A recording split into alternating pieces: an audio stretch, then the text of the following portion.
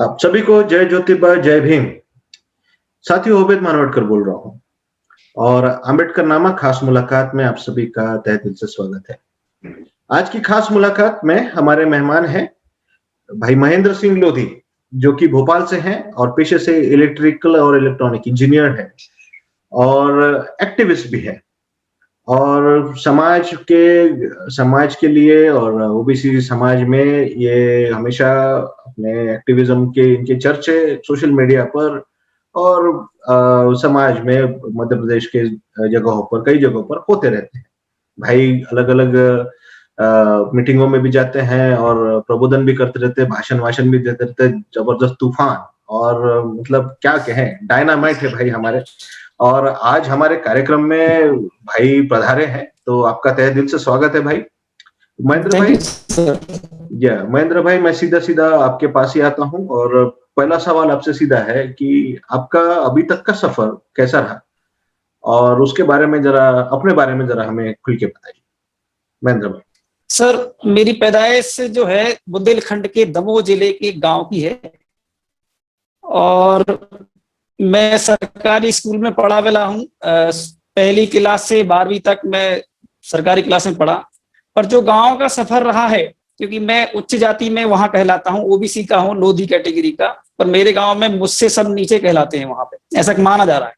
और मैं देखता था कि कोई भी आता था हमारे घर पे तो उसको यहाँ बैठा दिया, उसको नीचे बैठा दिया, उसको अलग ऐसे कर करके। तो मेरे दिमाग में चलता रहता था कि आखिर सभी हम एक इंसान हैं, पर इतना भेदभाव टाइप का कैसे है। स्कूल में भी वही चीज, एसटीएससी के बच्चों को दूर बिठाला जा रहा है, मतलब हमको पास बिठाला जा रहा है, हमें बोरियों पे अलग से बैठने की, उनको बोल दिया जाता है कि बोरियां अपनी लेके आओ। हम सरकारी बोरियां बैठ रहे हैं, उनको बोल दिया जाता है कि बोरियां अपनी लेके आओ। तो ये सारी चीजें मेरे दिमाग में कहीं ना कहीं लगती थी कि ये क्या है। और उनको मंदिरों में अंदर नहीं जाने दिया जाता है, रामायण लगी तो रामायण पढ़ने नहीं दिया जाता। तो मतलब ये मेरे सामने की चीजें हैं। और मैं 33 ईयर का हूँ और मेरी पेशा जो इंजीनियर है, आपने बताया ये। पर ये मेरे दिमाग में बहुत ज्यादा वो करती थी कि ये कैसे हो रहा है, ये कैसा इंडिया है। तो फिर मैं धीरे धीरे जब इंजीनियरिंग करने के बाद जॉब में आया तो फिर मेरा दिमाग इसमें आ गया कि मुझे इसके लिए काम करना चाहिए। फिर मैं ओबीसी महासभा से जुड़ा और आज मैं इस माध्यम से पूरे के देश के अंदर ये जो बोलना नहीं चाह, ओबीसी समाज जो इस बात को करना नहीं चाहता है, क्योंकि वो कहता है कि मैं एसटी से ऊपर हूं, इसलिए मैंने इस प्लेटफॉर्म को चुना है और मैं काफी मेहनत कर रहा हूं। मेरा पूरा ओबीसी महासभा कर रहा है और इससे कुछ ये भी हो रहा है कि हमारा समाज जाग रहा है। जो खुद ना, अगर अंतिम बात कहूं कि मैं इसमें कि लोधी कैटेगरी जो कभी इस मूवमेंट में बाबा साहेब ज्योतिबा फुले साहू जी महाराज के जुड़ ही नहीं सकती थी, आज मेरे आने से लाखों लोधी समाज के लोग बाबा साहेब भीमराव अम्बेडकर, ज्योतिबा फुले से लेकर गौतम बुद्ध तक सबको जानते हैं और प्रेरणादायक अपना मानते हैं। क्योंकि सुधार तो, परिवर्तन तो होता रहेगा, वही परिवर्तन के लिए हम आए हैं। एक छोटा सा हमारा काम चल रहा है और हम लगता है कि हम अच्छा परिवर्तन करके दिखाएंगे। क्या बात है, क्या बात है। बहुत ही प्रेरणादायी है भाई। और ऐसे ही लगे रहे और हमसे हमसे यही कामना करते हैं कि आपके प्रयासों को उसका उसका उसको प्रतिफल मिले। और अभी आगे हम बात करते हैं कि आप एक अपने आप को ओबीसी कहते हैं और एक कोई संगठन है और उत्तर भारत का मेरे ख्याल से अभी तक का सबसे बड़ा संगठन खड़ा हुआ है सिविल राइट्स के इतिहास में। उस संगठन का नाम है ओबीसी महासभा। तो और ये बेहतरीन है। ओबीसी महासभा के कार्यक्रम और ये सब सोशल मीडिया पे तो ऑलरेडी अवेलेबल है और लोग एक्सेस कर सकते हैं ओबीसी महासभा क्या है। तो लेकिन हम आपसे जानना चाहते हैं कि क्यों क्यों कर रहे हो भाई ये ओबीसी ओबीसी है, ओबीसी महासभा क्या है ये? और ये जी आप अपने आप को ओबीसी क्यों कहते हो? क्या जी मामला सर, क्या है? थैंक जरूर यू बताइए। सर। देखिए, भारत में जो ओबीसी वर्ग है, बोले तो जो इस देश का मूल्यवासी है, उसको बाबा साहेब भीमराव अम्बेडकर जी ने 3 भागों में रखा है। हम उस 3 भाग में मूल्यवासियों को, एक भाग में सामान्य जाति को, ठीक है, सवर्ण जिसको कहते हैं। हमें ओबीसी इसलिए कहना पड़ता है क्योंकि संविधान में हमें जितने भी अधिकार प्राप्त हैं वो ओबीसी के कारण है। मतलब हम इस देश में हिंदू, मुस्लिम, सिख, ईसाई नहीं है। हम इस देश में ओबीसी हैं, क्योंकि जो भी हक अधिकार हमें मिलते हैं इस देश के अंदर वो ओबीसी के पैटर्न में बनते हैं। मतलब ओबीसी का प्रमाण पत्र लगाओगे तो एजुकेशन में फायदा मिलेगा, ओबीसी का प्रमाण पत्र लगाओगे आप तो नौकरी में फायदा मिलेगा। तो हम ओबीसी इसलिए लगाते हैं क्योंकि हमारी एक आइडेंटिटी होना चाहिए कि हम ओबीसी हैं। और वो 340 अनुच्छेद में बाबा साहेब भीमराव अम्बेडकर ने उसमें लिखा है। वो 15/4 जो अधिनियम है वो भी यही कहता है कि आप ओबीसी हो, आपको सारे अधिकार ओबीसी बनने पे ही मिलेंगे और मिलते भी हैं। तो हम इसीलिए ओबीसी हमने चुना, और हमारी संख्या सबसे ज्यादा इस देश के अंदर। 1931-32 में हम उस समय 52% थे, और 87 साल में 1106 जातियों को और इसी में मिला दिया आदरणीय जी। तो हमारी आज संख्या हो गई कितनी, 65% से ऊपर। तो हम क्यों ना लगाएं ओबीसी, क्योंकि हमें तो रोटी भी ओबीसी की बनने पे ही मिल रही है ना। इस देश में हमारी आइडेंटिटी ओबीसी है। हम बाहर भी जाएं, कहीं भी जाएं, ये हिंदू मुस्लिम कुछ नहीं चलने वाला। वहां सिर्फ क्या चलेगा कि आप किस में आते हो, क्या है संविधान में, क्या व्याख्या है तुम्हारी। तो हमारी व्याख्या ओबीसी से है, तो हम ओबीसी अपने आप को कहते हैं सर, यही है। नहीं तो ये ओबीसी महासभा के बारे में जरा हमें बताइए, क्या करते हो आप ओबीसी महासभा? ओबीसी महासभा में राष्ट्रीय कोर कमेटी का मेंबर हूं, और इसमें विजय कुमार जी, धर्मेंद्र कुशवाहा, वैभव सिंह, सूरज खोदरे जी, पुष्पराज पटेल जी, अरविंद दांगी जी, ये राष्ट्रीय कोर कमेटी मेंबर हैं। और सभी लोग पूरे देश के अंदर 18 राज्यों में जो जमीनी स्तर पर टीम खड़ी की है, उसका ये प्रतिफल है कि आज बौखलाई हुई है सरकार। जो आप, क्योंकि देखो जब तक कोई नहीं बोलता है कि तब तक कि आदमी रोता नहीं है। तो ओबीसी महासभा के माध्यम से ओबीसी समाज खड़ा हो गया स्ट्रांगली। आपने देखा होगा तीसरे नंबर पर 1.5 घंटे में ट्रेंड आ गया, जनगणना में ओबीसी का कॉलम होना चाहिए। और ये आजादी के बाद पहली बार हुआ है। प्लेटफॉर्म जो भले सोशल मीडिया है पर कोई नहीं बोल पाया, और 72 लाख के करीब उसमें वो गए, तो ट्वीट्स गए। तो ये छोटी मोटी बात नहीं है। अब ओबीसी समाज जाग रहा है और एक्सेप्ट भी कर रहा है कि मैं ओबीसी हूं, क्योंकि उसको अधिकार ओबीसी से मिल रहे हैं। दूसरी बात, ओबीसी महासभा पूरे देश के अंदर छात्र मोर्चा, युवा मोर्चा, महिला मोर्चा, चिकित्सा मोर्चा से लेके सारे मोर्चों के प्लेटफॉर्म पे, किसान मोर्चा, सभी मोर्चों पे काम कर रहा है। ये प्लेटफॉर्म एक ऐसा प्लेटफॉर्म है जो आइडेंटिटी, जो उसके महापुरुष हैं उसके लिए काम कर रहा है। छुपा दिए गए जो मनुवाद के द्वारा हमारे गौतम बुद्ध से लेके, पेरियार से लेके, बाबा साहब भीमराव अम्बेडकर, ज्योतिबा फुले, फातिमा शेख, सम्राट अशोक से लेके जो हमारा हृदय साय लोधी, अवंतीबाई, बहुत बड़ा इतिहास है। मतलब बिरसा मुंडा से लेके आप, हमारे तो इतने महापुरुष हैं सर भारत में कि उन्होंने सबसे बेस्ट काम करके दिया है इस देश के अंदर। चाहे ज्योतिबा फुले हो, बाबा साहब, अशोक सम्राट से लेके जितनी भी हमारे इतिहास है। तो हम ओबीसी महासभा के माध्यम से अपने संविधान के अधिकारों को तो लेना ही चाहते हैं, लेकिन हमारे जो महापुरुष हैं उनकी विचारधारा को इस भारतवर्ष में पुनः फैलाने का काम करने के लिए हम काम कर रहे हैं।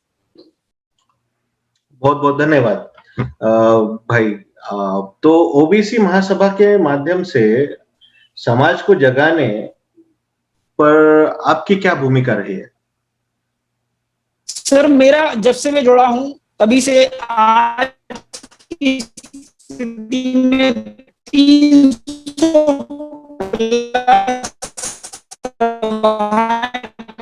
चुका हूं, छोटी बड़ी। ये जो हमारे मिशन है उसको फैलाने में हम कामयाब। तो गांव गांव जाके, शहर शहर जाके, सभाएं छोटी बड़ी करके, और हमने एक बड़ा समुदाय एक इकट्ठा किया है जिसके माध्यम से हम उसे कहेंगे ओबीसी महासभा। ओबीसी महासभा मतलब ऐसा नहीं कि इसमें एसटी एससी नहीं है, सब हैं, पर ओबीसी का एक आइडेंटिटी बनाना था इस देश के अंदर, इसलिए हमने ओबीसी महासभा रखा है।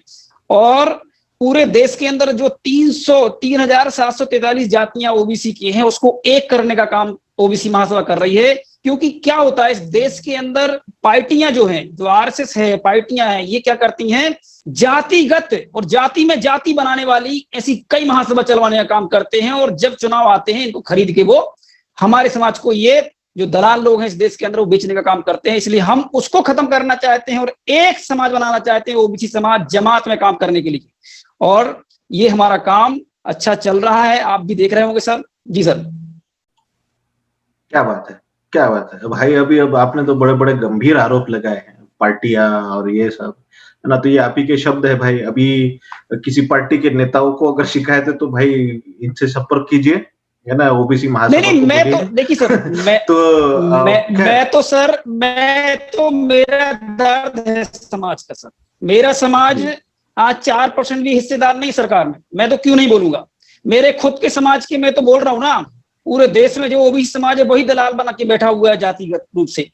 आज हमें जमात पे काम करने की जरूरत है। सरकार में ये शर्म आना चाहिए, हमको शर्म आती है कि एक भी केंद्रीय मंत्री जो निर्णायक जो होता है, जहां पर निर्णय लिए जाते हैं, वहां एक भी नहीं है। और हम अपने आप को क्षत्रिय, लोधी क्षत्रिय, यादव क्षत्रिय, कुर्मी क्षत्रिय, कुशवाहा क्षत्रिय, तमाम प्रकार की छत्री छत्री करते रहते हैं और उनकी छतरी में लुके छुपे हुए हैं।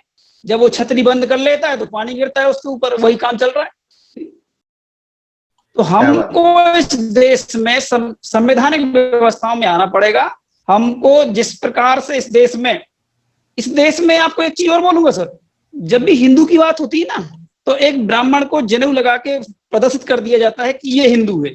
एक लोधी को, कुर्मी को, काची को, पटेल को कभी नहीं किया जाता उसमें। पर हमारा समाज फिर भी वहां उसको लगता है कि हम वही हमारा सब कुछ है, तारणहार है।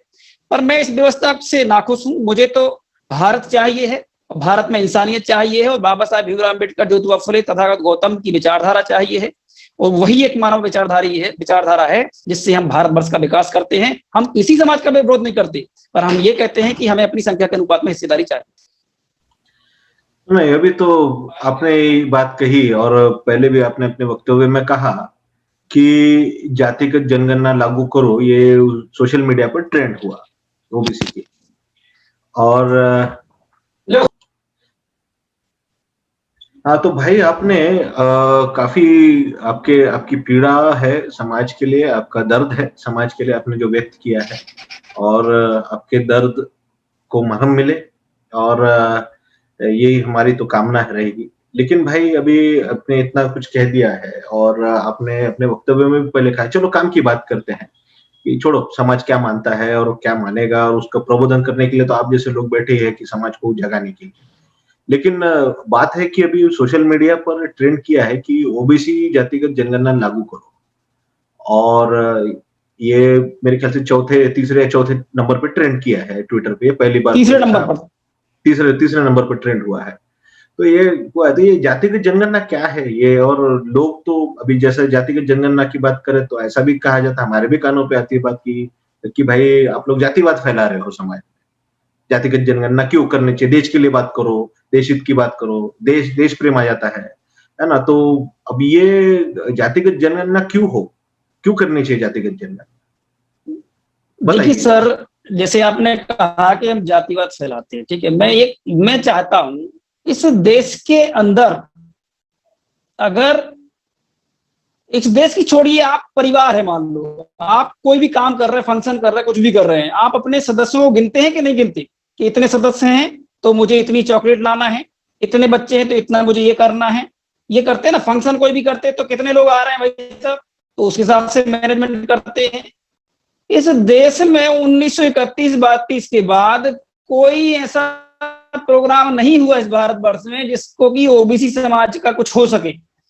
और 41 साल आजादी के बाद, और बता रहा हूं मैं आपको, 41 साल के बाद इस देश में पहला आईएएस अधिकारी बना। 2018, 72 साल में इस देश में, 72 साल गुजर जाने के बाद एक भी सेंट्रल 43 यूनिवर्सिटी जो है, एक भी प्रोफेसर नहीं बन पाया। इसमें वोट डालने का अधिकार प्राप्त है जो प्रधानमंत्री को है, जो हमें भी है, ओबीसी समाज को भी। पर उस वोट का इतना कम वैल्यू क्यों है कि हमारी 4% भी अभी संख्या सरकार में, सिस्टम में नहीं पहुंच पाई। तो आप चाहते हैं कि हमारी जनगणना कराइए और हमें लिखित में दीजिए कि तुम्हारी संख्या क्या है, फिर हम सरकार से मांग करेंगे कि देखिए साहब, ये लिखित डॉक्यूमेंट, हमारी इतनी संख्या है और सभी स्तंभों में हमारी इतनी संख्या होना चाहिए। पर इस देश में आरएसएस 1925 में जब से आया और उसने जिस कदर देखा कि इस देश में जो मार्शल कौम है, लोधी, कुर्मी, काची, पटेल, कुशवाहा, यादव, गुर्जर, जाट, ये अगर अपने आप को ओबीसी कहने लगेगा तो इस देश में इनका राज हो जाएगा, क्योंकि ये पहले से राजा है, राजा बलि से लेके अशोक सम्राट से लेके।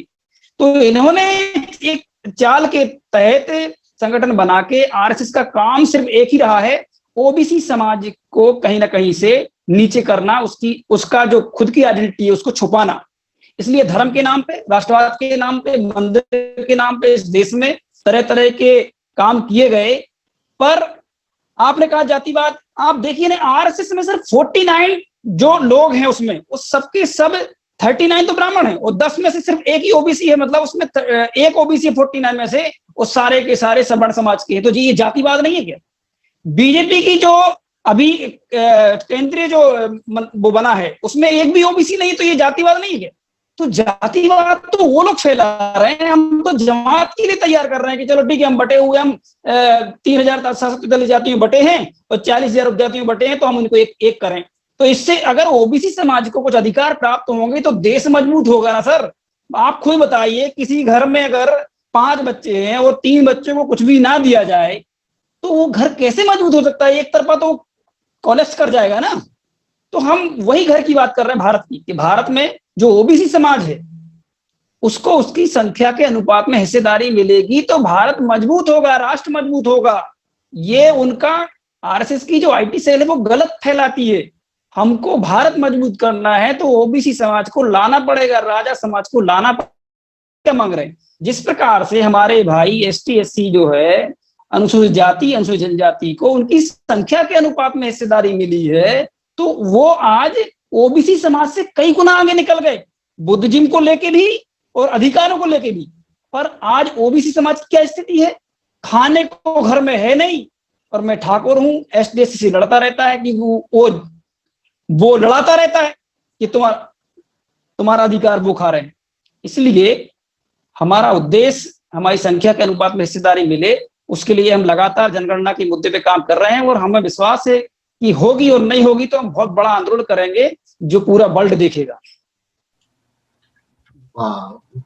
काफी काफी धुआंधार सपने हैं भाई, और आप आपके कार्य को सफलता मिले, ये हमारी कामना है। और मेरा अंतिम सवाल महेंद्र जी, कि आप आज की जो ओबीसी की युवा पीढ़ी है, जो खासकर वो ये ओबीसी के युवा कर रहे हैं, जो भी धांधली मचा रहे हैं, और जो भी आपने अभी कहा कि को मैं ये हूँ, मैं वो हूँ, और चलने दो, है ना? तिकड़मबाजी और हुलारी, और ये अपना अब शिक्षा में ज्यादा तो है नहीं। अभी आप ही ने कहा कि अम्बेडकरी समाज के लोग वो बहुत आगे चले गए, विश्व में फैल गए, और बाबा साहब अम्बेडकर की अभी 125वीं जयंती 2016 में यूएन ने मनाई, और इतना कुछ हो गया। बाबा साहब अम्बेडकर को मानते हुए ये लोग इतना आगे चले गए, लेकिन ओबीसी समाज में अभी तक हमको वो कुछ दिखता नहीं। तो आप आज के ओबीसी के ये युवा पीढ़ी है, जैसे आप हो, तो आप अपने समाज में अपना अपना जीवन लगा दिया, आप कर रहे हो काम समाज को जगाने का, तो ये सराहनीय है, और हमें आनंद होता है कि आप जैसे लोग समाज में हैं। तो आपकी क्या आशा है आज की युवा पीढ़ी से, और आप आज की युवा पीढ़ी से आप क्या कहना चाहोगे? क्या संदेश देना चाहोगे? वो ज़रूर बताइए। जी, देखिए सर, इस देश के अंदर जो एजुकेशन सिस्टम है वो मैं ये मानता हूं कि आज के समय युवा पीढ़ी कहीं ना कहीं से हमारा समाज पढ़ रहा है, हमारे महापुरुषों को ही पढ़ रहा है।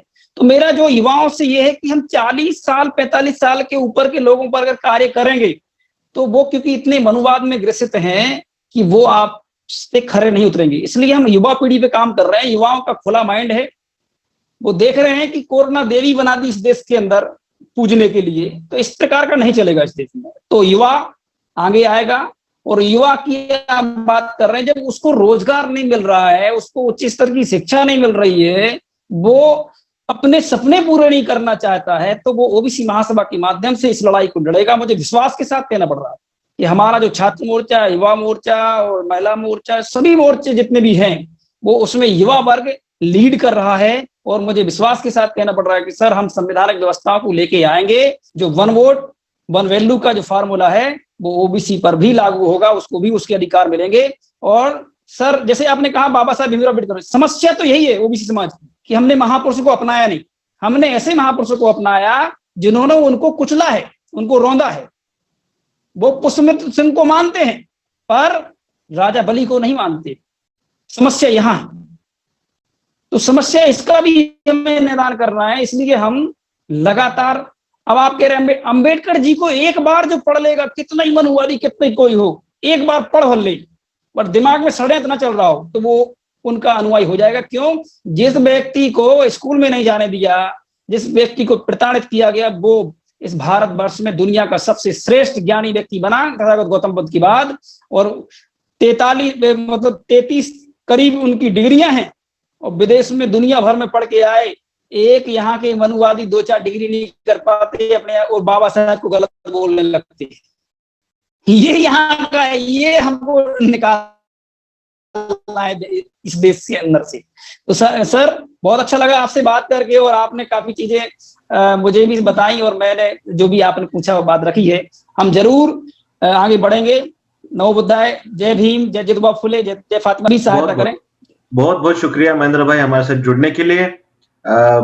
साथियों, अगर आपको ये इंटरव्यू पसंद आता है तो जरूर इस चैनल को, इस इंटरव्यू को आप गांव-गांव तक फैलाएं, ताकि हमारे जो युवा पीढ़ी है वो हमारी बातों को सुन सके और इससे कुछ प्रेरणा ले सके।